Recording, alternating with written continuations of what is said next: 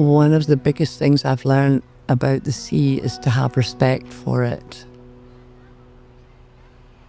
Respect for the power it has, for weather changes. Respect the fact that you're just a very small person in the middle of the ocean on a boat, and it is absolutely massive. The size is just so impressive. I love spending time just sitting on my new deck, just listening to the waves. As long as it's not too windy or pouring rain, I'll be outside sitting there.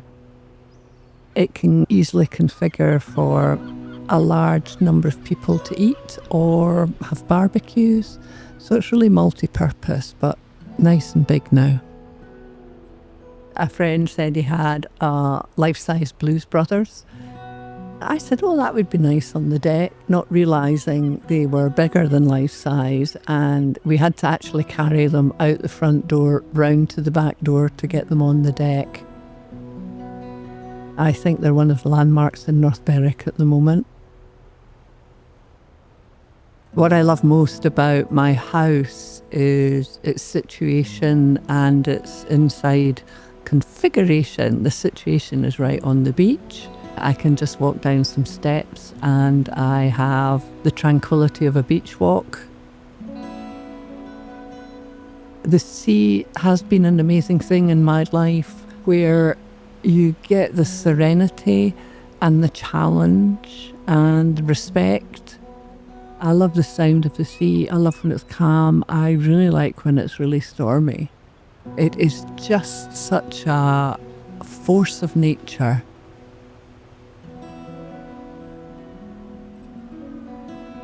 My name is Jane McMinn. I used to do a lot of things, but I'm retired now and a very happy grandmother. So my house is on the main route on the way into North Berwick, and it's right on the seaside. It's the end part of a Victorian terraced house. It must be about 100 and something years old, made of sandstone and very thick walls. It's laid out over 3 floors, so it's deceptively spacious on the inside, and I have about 10 rooms, I think, that goes over the 3 floors, from drawing room, bedroom, sitting room. Downstairs I have a bedroom and a laundry. Yes, it's very big and very sturdy, thank goodness. When we first got the house, it was configured the way it is, but it needed completely rewired, replumbed, redecorated right from scratch. The renovation work was done quite quickly. I moved in before Christmas, 20 years ago.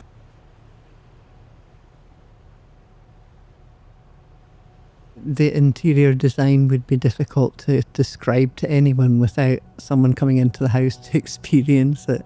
I do love animal print, so the animal print wallpaper is in 3 or 4 rooms. All that eclectic collected together is what I would call a home and not a house. I don't know what the opposite of minimalist is, but it's the opposite of that, so it would be cluttered. One thing we wanted to keep about the house was the original fixtures and fittings. There's lovely fireplaces, lovely woodwork, old wooden shutters, and that just real old world feel to it. A typical day for me can range from golfing in the morning, dog walking, maybe going out for a meal at night, or my favourite days probably where I don't actually have to do anything. I'm very nostalgic. I hang on to a lot of things that mean a lot to me, and they can be very simple things like a leaf or a book or my grandmother's ring. I like remembering these people, the experiences, the things, the occasions. So being very nostalgic then leads to the cluttering of my house, which I happily do. When I did the kitchen up, I insisted to myself that I would get everything I ever wanted in the kitchen. That was an Aga cooker, and a hearth was built, a kind of surround was built for that, leaving a big hole in the middle. I found a lovely lady who painted tiles, And I got together with her and I collected photographs, put together a whole series of photographs that was all about my life, my family's life, hobbies and everything I do. And she came up with an artwork and tiles that actually fit into the kitchen. It's quite wonderful.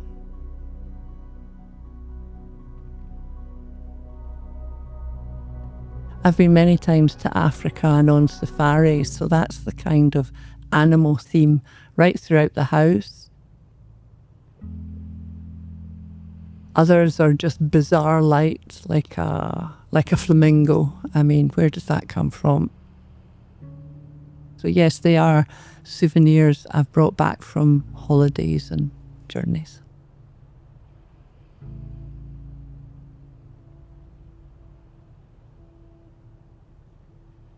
I have a telescope in my upstairs sitting room where I can look and watch the birds. I don't tend to use it terribly often, but a lot of visitors like to look closely at the islands. I can see the gannets dive in the sea in front of me with my naked eye, and it's very spectacular. Also helps me be very nosy about what happens at the harbour. I love a lot of colour. I love just different things, trying to think if they will fit in with the use of the room. We had a Barbie pink bedroom for my two daughters when they were here, and with all their school photos on it. So I just like it to be a home. It's got eclectic things in it from my journeys and travels, not just animals, other wooden statues and things like that. So it all reminds me of being cosy and good times. There are 3 bedrooms that are used intermittently by family and friends who come and stay. The rest I've just expanded into. I have a ridiculously large wardrobe that's extended, I think, probably into every room.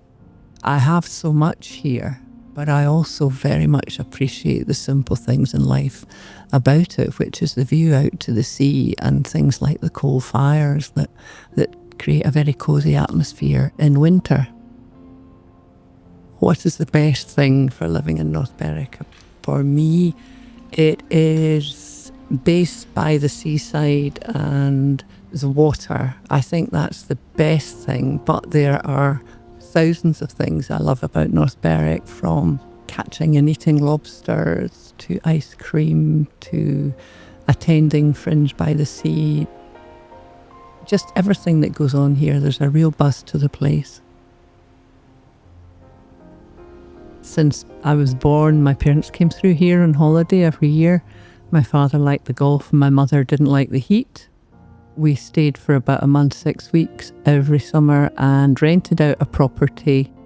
I became best friends with the girls in the family, and I used to come through at every opportunity to enjoy myself here as a teenager. My 2 big brothers settled here before I did. One is a mechanic with his own garage, and the other had a famous local pub called the Old House. Then I married a chap from here, and we had a holiday house just a few doors along the road from where I live now. When I've come back to here to live full time, it's been just such a happy place. I remember, and I can connect with old friends I made as a teenager. I have a favourite spot by the bay window that overlooks the beach, and every morning I have my breakfast there. I read the papers there. I just love being there.